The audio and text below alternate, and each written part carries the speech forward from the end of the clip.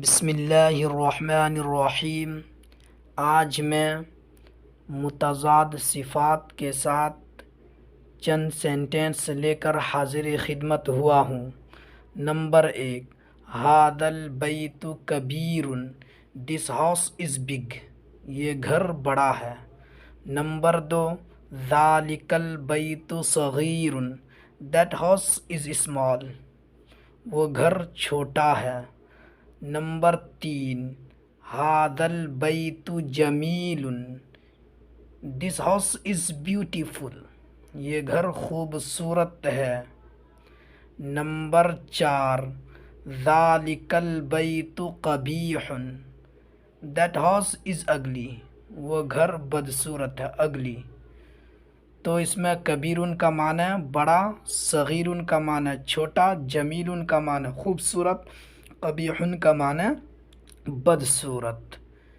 Big معنی بڑا، small معنی چھوٹا، بیوٹیفل معنی خوبصورت، اگلی معنی بدصورت۔ اور نمبر 5، ھذا البیت واسع، دس ہاؤس از براڈ، یہ گھر کشادہ ہے۔ نمبر 6، ذالک البیت ضیق، دیٹ ہاؤس از نیرو، وہ گھر تنگ ہے۔ نمبر 7، ھذا البیت نظیف، دس ہاؤس از کلین، یہ گھر صاف ستھرا ہے۔ نمبر 8، ذالک البیت وسخ، دیٹ ہاؤس از ڈرٹی، وہ گھر گندا ہے۔ واسع کشادہ، چوڑا، پھیلا ہوا۔ ضیق تنگ۔ نظیف صاف ستھرا، کلین۔ وسیخ گندا۔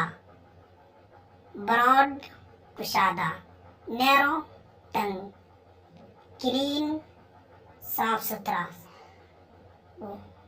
ڈرٹی گندا، ڈرٹی گندا۔ واسع، ضیق، نظیف، وسیخ۔ اب ہم ان تمام صفات کو یعنی کبیر و جمیل وغیرہ کو جو کہ ان جملوں میں خبر واقع ہے ان کو ایک ہی جملے میں استعمال کرتے ہیں اور جملہ بڑا بناتے ہیں۔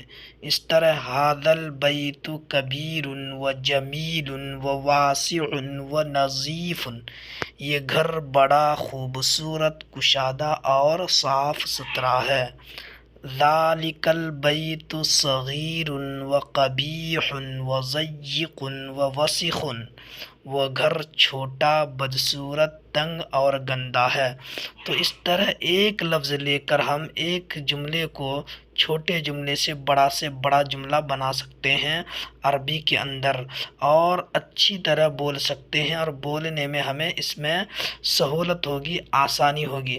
اسی طرح پریکٹس کرنا چاہیے۔ کوئی ایک جملہ لے لے کہ ھذا البیت کبیر، ذالک البیت صغیر، پھر سب کو ایک ہی ساتھ استعمال کیجیے۔ ھذا البیت کبیر و جمیل و واسع و نظیف۔